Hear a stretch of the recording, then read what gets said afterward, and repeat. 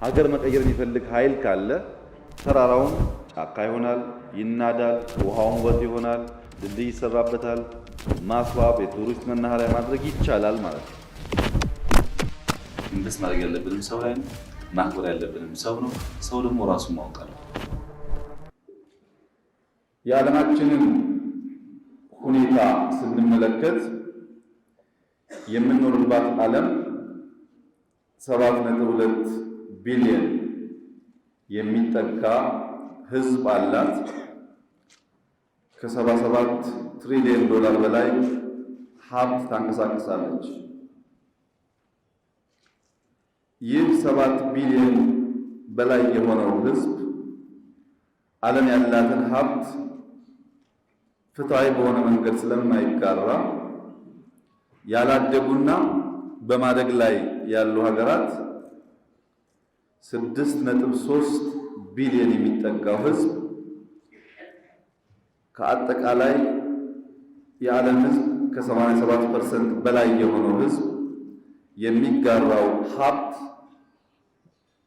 በጣም አነስተኛውን ድርሻ ይይዛል። ያነሱቱ 1 ቢሊዮን የሚያኖሩት ሕዝቦች ግን 95%ቱን ሀብት ይዘው የተቀረውን 5% ለበዛው ሕዝብ ሲከፋፈል ምንም በሚያሰኝ መልኩ የተወለት ይሆናል። ይህ ሀብት ክፍፍል በቀን $1 ማግኘት የማይችል ሰውና ወይም ድምር ሀብቱ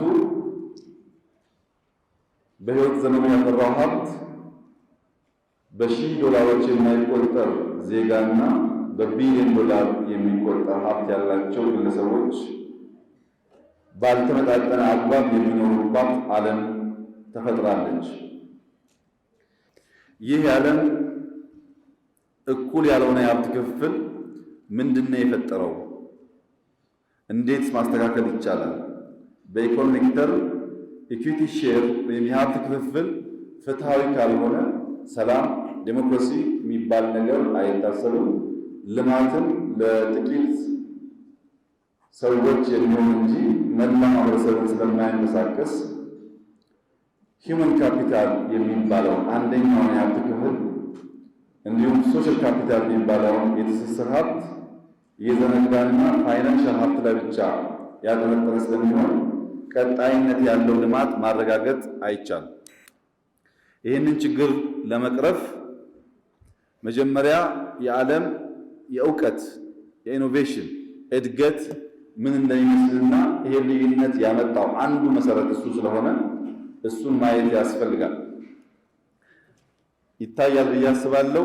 የመጀመሪያው ዌቭ የሚባለው የብረት፣ የቴክስታይል፣ የንግድ የሚባል የዓለም የመነቃቃት የዓለም ኢኮኖሚ የመነቃቃትን ያሳየበት ዘመን ከ1785 እስከ 1845 ያለው የመጀመሪያው ዌቭ ይባላል። የዓለምን ኢኮኖሚ ሼክ በማድረግና በመቀየር ረገድ እንግዲህ የዓለም ኢኮኖሚ ከ15ኛው ክፍለ ዘመን መጨረሻ ጀምሮ እስከ 19ኛው ክፍለ ዘመን መጀመሪያ አካባቢ ድረስ የዓለም ሀያል ሀገር የምትባለው እንግሊዝ ለ3 ሴንቸሪ ለ3 ምዕተ ዓመት ከፍተኛው የዓለም እድገት 1% ብቻ ነበር።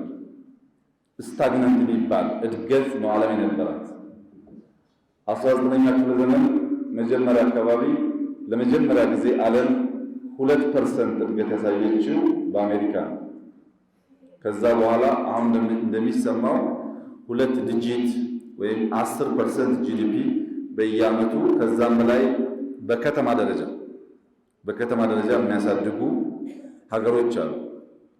ሺያንን ብንወስድ ቻይና ውስጥ ላለፉት 20 ዓመታት በቀጣይነት ከ20% በላይ እድገት አሳይታለች በከተማ ደረጃ ብቻ።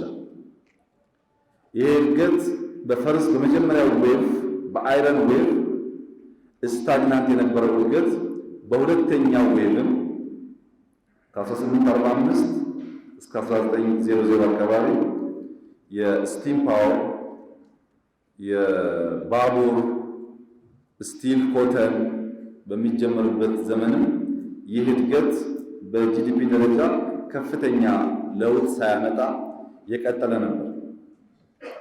ሶስተኛው ዌቭ ኤሌክትሪሲቲ፣ ኬሚካል የሚባል አዲስ እውቀቶች ወደ ዓለም ሲተዋወቁ የዓለም የእድገት ምጣኔም በዛው ልክ በከፍተኛ ደረጃ እያደገ ሀብታሞች የበለጠ ሀብት እየሰበሰቡ ድሃዎች ደግሞ የተሰበሰበውን ሀብት እያዩ ወደ እውቀት ደረጃም ሲያድጉ አገራት ማደጋቸውን እየተናገሩ የበይ ተመልካች ሆነው የነበሩበት ዌቭ ተብሎ ሊወሰድ ይችላል። አራተኛው ዌቭ ከ1950 እስከ 2000 ገደማ የነበረው አቪዬሽን ስፔስ የሚባል አዳዲስ ሀሳብ ለዓለም የተዋወቀበትና አዳዲስ እውቀቶች፣ አዳዲስ ሀብቶች፣ የሀብት ማግኛ ምንጮች እየሰፉ የሄዱበት ክፍለ ዘመን ነው። በተወሰነ ደረጃ ሌሎች ደሃ ሀገራትን ወደ ሀብት ጎራ ሀብትን የመቀራመት የመሻማት እድል ያገኙበት ይህ አራተኛው ዌቭ ወደ አምስተኛው ዌቭ ሲሸጋገር ወደ ዲጂታል ኤጅ ሲሸጋገር ብዙ የማይጠበቁ ሀገራት ያደጉበትና ለምዕተ ዓመት ሀያል ወይም ያደጉ የሚባሉት ደግሞ በዛው ልክ እየተዳከሙ የታዩበት በጃፓንና በቻይና መካከል የነበረው ከፍተኛው የኢኮኖሚ ልዩነት የተገላበጠበት ኤጅ ነው። ለእንደኛ አይነት ደሃ ሀገር ደግሞ ተስፋ የሰጠን ለካ መቀየር ይቻላል፣ የማይቀየር ታሪክ አይደለም የሚል እምነት እንድንይዝ ያደረገን ኤጅ ነው አምስተኛው ኤጅ። ስድስተኛውና አሁን እየመጣ ያለው ኤጅ የግሪን ቴክኖሎጂ የሚባለው ሪኒውብል ኤነርጂ የሚባል ወይም የባዮ ቴክኖሎጂ፣ ናኖ ቴክኖሎጂ፣ ኢመርጂንግ ሳይንስ የሚባሉት ባደጉት እያደጉ ባሉ ሀገራትም ቦታ እየያዙ የመጡበትና ቀድመን የዓለም ሁኔታ ካልተረዳን በቀጣይም የኛ ሚና ወይም የኛ ድርሻ ያነሰ እንዳይሆን የዓለምን ተጨባጭ ኢኮኖሚያዊ ሁኔታ የቀየሩ ዌቮችን እንደ በለሆሳስ ማየት እንድንችል ነው። ሀገር መቀየር የሚፈልግ ኃይል ካለ ተራራውን ጫካ ይሆናል፣ ይናዳል፣ ውሃውን ወንዝ ይሆናል፣ ድልድይ ይሰራበታል፣ ማስዋብ፣ የቱሪስት መናኸሪያ ማድረግ ይቻላል ማለት ነው። ኢንቨስት ማድረግ ያለብንም ሰው ላይ ነው። ማክበር ያለብንም ሰው ነው። ሰው ደግሞ ራሱን ማወቅ አለ።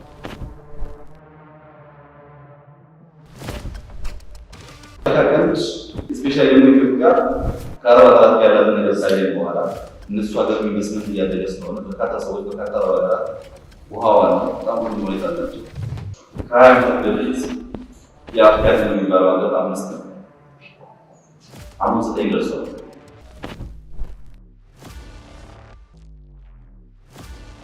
ኢትዮጵያ ትበለጽጋለች፣ ትለወጣለች። የኢትዮጵያ ሬኔሳንስ እውን ይሆናል።